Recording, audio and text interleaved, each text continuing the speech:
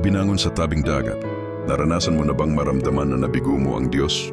Na parang napakalaki ng pagkakamali mo at hindi ka na niya magagamit kailanman. Hindi ka nag-iisa.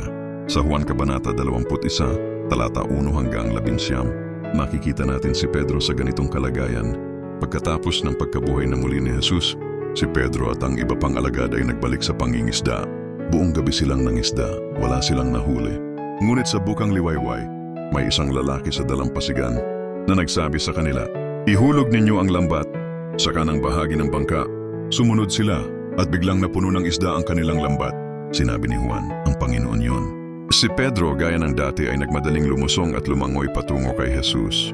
Sa pampang, naghihintay si Jesus na may inihandang almusal, ngunit hindi lamang niya pinapakain ang kanilang mga katawan. Nais din niyang pagalingin ang isang pusong sugatan. 3 beses na tinanong ni Jesus si Pedro, "Iniibig mo ba ako?" 3 beses, katumbas ng 3 beses na itinanggi siya ni Pedro. At sa bawat sagot na oo, sinabi ni Jesus, "Pakainin mo ang aking mga tupa." Hindi lamang ito kapatawaran, ito ay pagpapanumbalik. Ibinabalik ni Jesus kay Pedro ang kanyang misyon. Ang pagkabigo ni Pedro ay hindi naging dahilan upang siya ay hindi na magamit. Sa halip, ito ang naghanda sa kanya para sa biyaya, sa pamumuno, at sa pag-aalay ng buhay.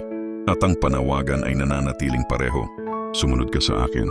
Kaya kung ikaw ay nabigo, kung itinanggi mo siya sa iyong salita, sa iyong gawa, o sa katahimikan mo, alamin mo ito.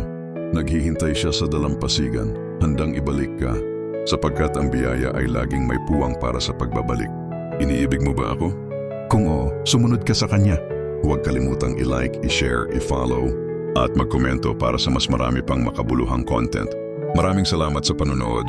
Naway ikaw ay bumangon at magtagumpay sa lahat ng iyong ginagawa.